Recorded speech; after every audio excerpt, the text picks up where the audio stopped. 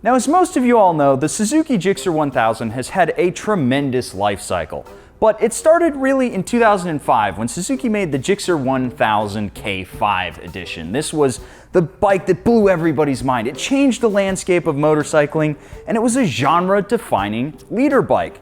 And then in 2006, they were like, the GSXR1000, it's basically perfect. Let's do a couple little tweaks here and sell it again. And so you have the K6 GSXR1000 right here. It's just a K5, but a little better. That motorcycle over there, though, this bike right here, this is the 2007 K6 GSXR1000, or I suppose K5, or is it a K8? They kind of look all the same, but the thing is Suzuki, they basically made a perfect motorcycle, and so all they had to do is just a couple little tweaks to really figure it out, and then they sold it to you.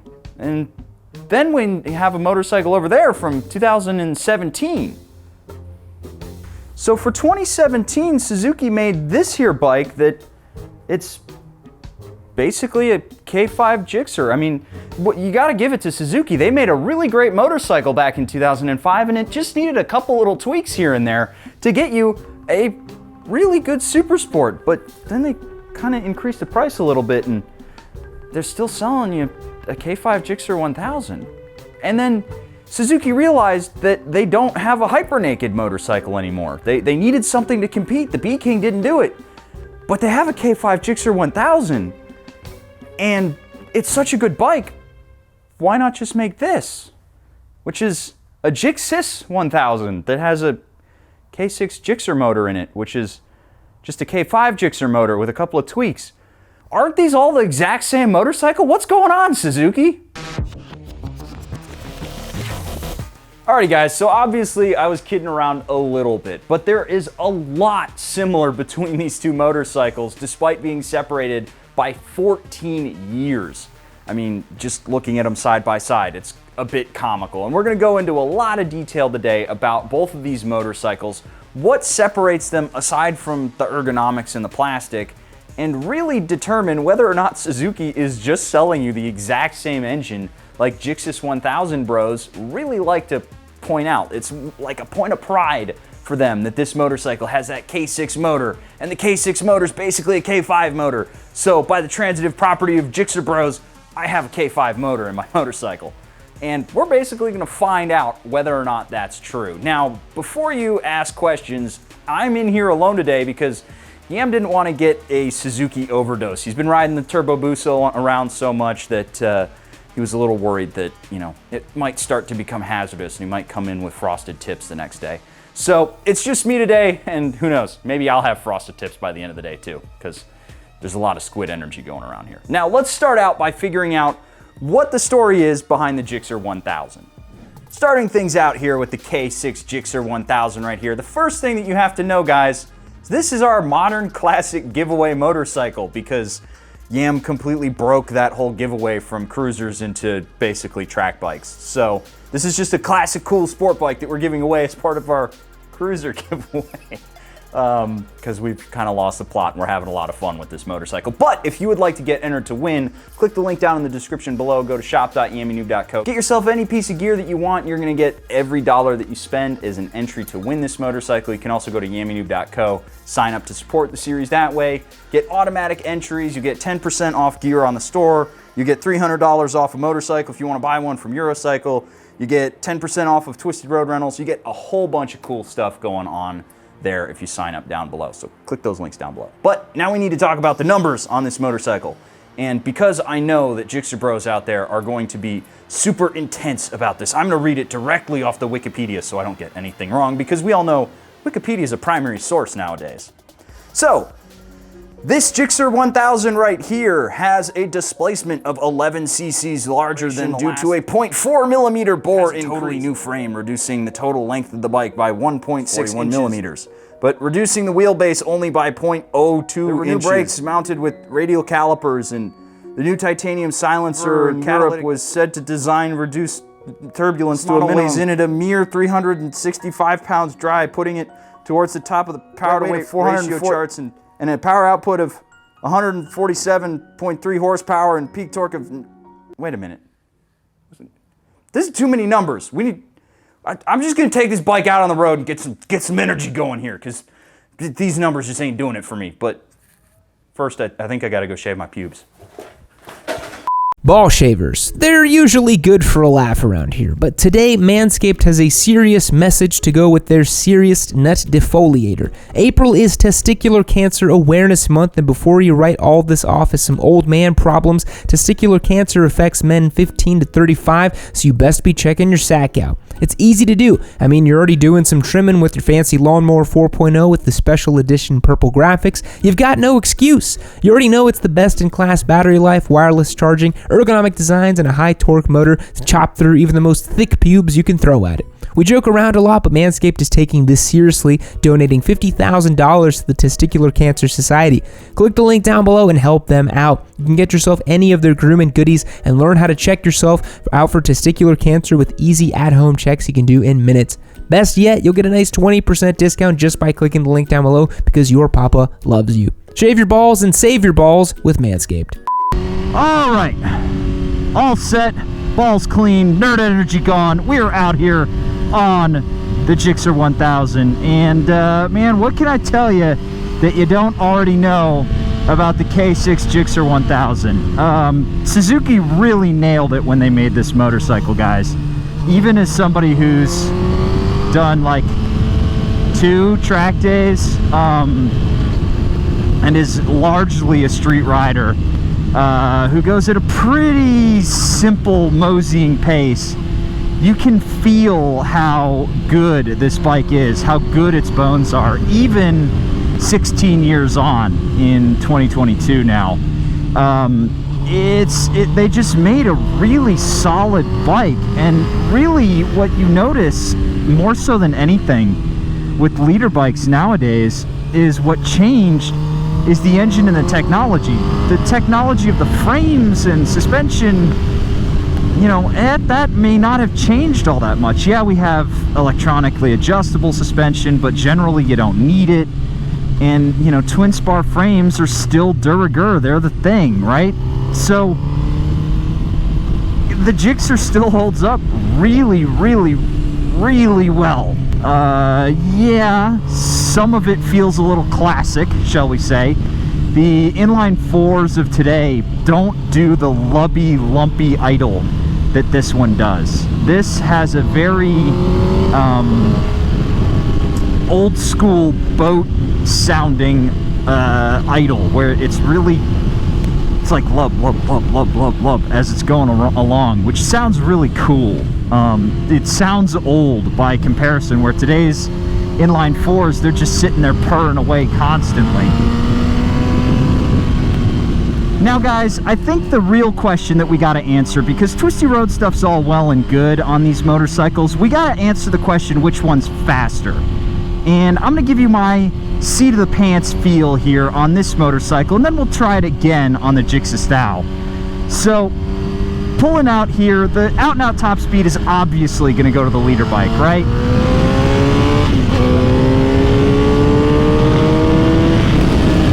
But in reality, that didn't feel unbelievable. You know, it didn't feel like it was ripping my arms off like a modern leader bike did.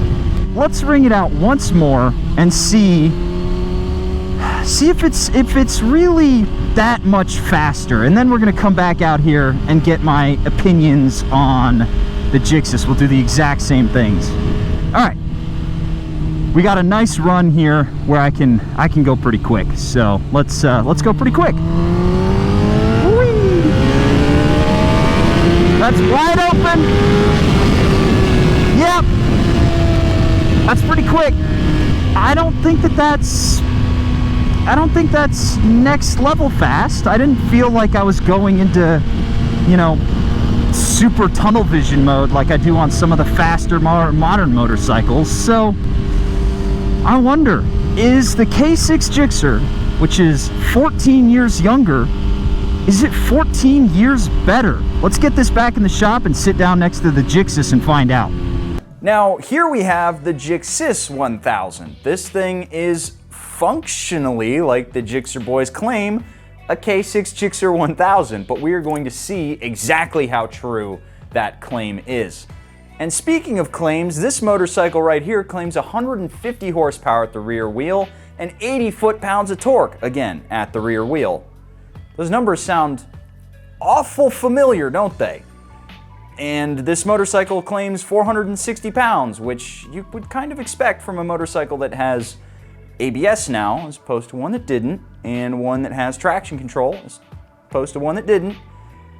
And it's got fully adjustable 43mm KYB forks, which sounds awful familiar. Ours has Öhlins because the guy who owned it previously was a track day junkie, but it's shipped with 43mm KYB forks, fully adjustable, same displacement.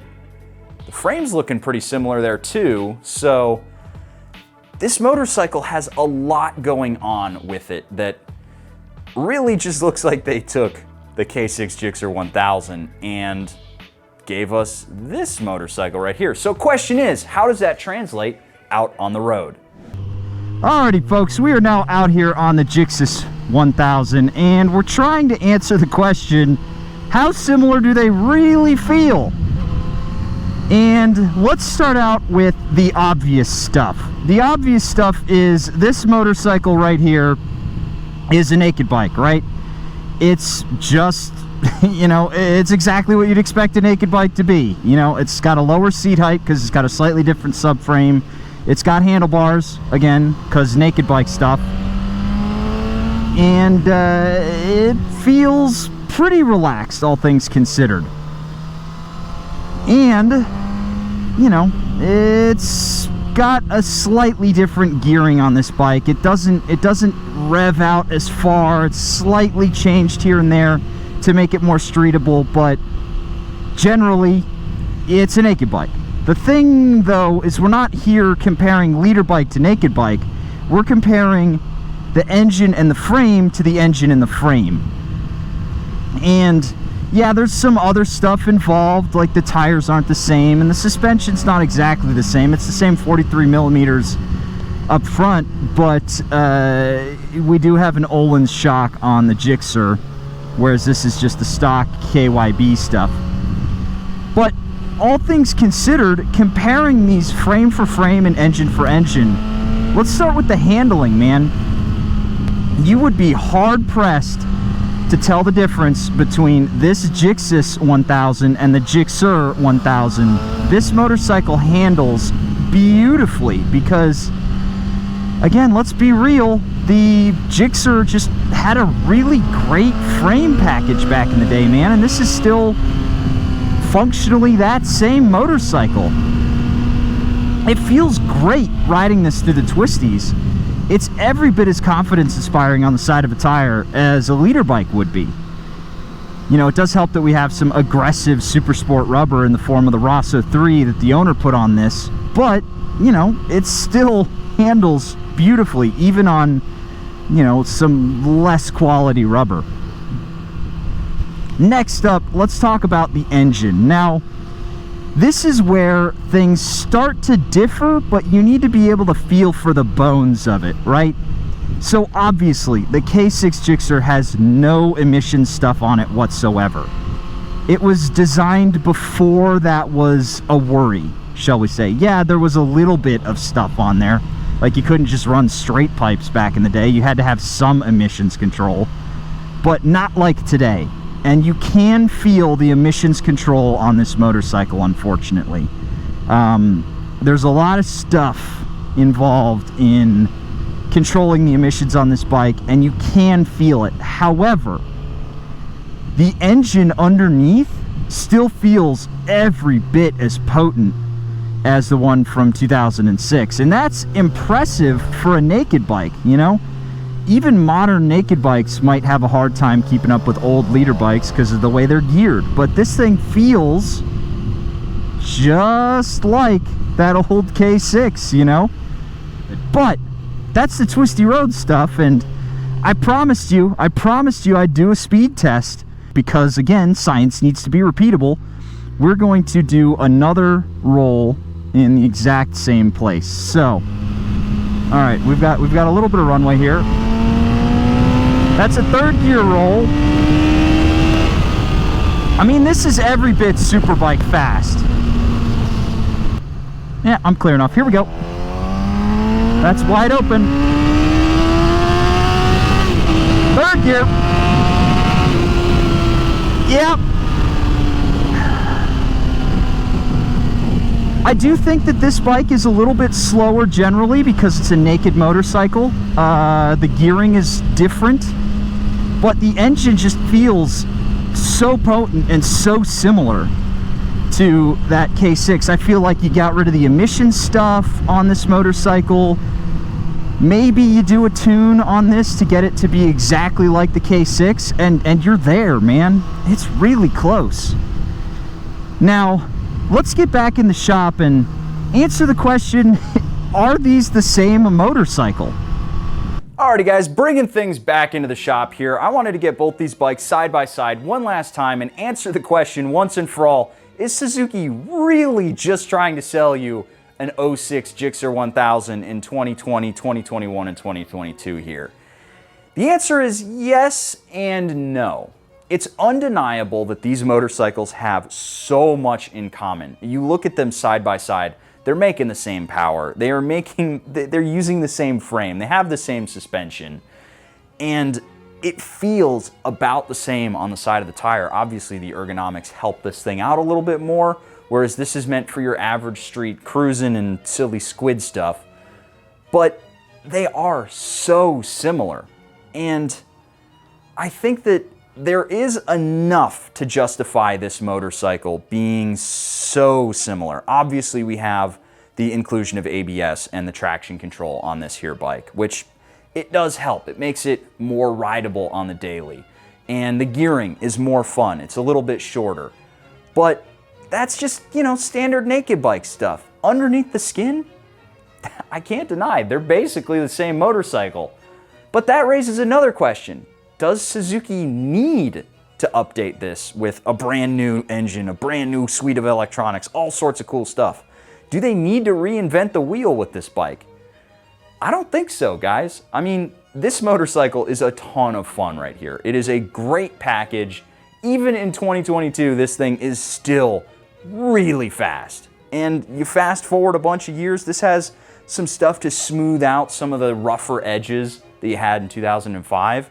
You know, we've got better Brembo brakes on here as opposed to the Tokikos. We've got ABS. We've got a lot of things that help this bike be more rideable. But at its core, it's still just a nice inline four that wants to rev out and have a good time. And you don't see that a lot in the modern hyper naked category. It's a little bit too zoinked out right now. And this is a really nice return to form, because it reminds us that naked bikes are just meant to be leader bikes without fairings. They don't need to be so stupid, crazy fast. And honestly, as much as it pains me to admit it, Suzuki makes really good bikes. They just figured it out in 2005, and they want to keep selling it to you, and they don't need to update it because it's just that good. So, that's going to round out my thoughts on both of these motorcycles here. Let me know your thoughts down below. Let me know if you think that this is just a shameless carbon copy of this motorcycle, if Suzuki needs to go back and give us a whole bunch of technology on this motorcycle so it can be more competitive with the hyper nakeds out there. And I'm going to see you guys in the next episode of Yammy Noob. I'm going to go back to, you know, wearing some flip-flops and doing some silly stuff on these motorcycles. I'll catch you guys in the next one.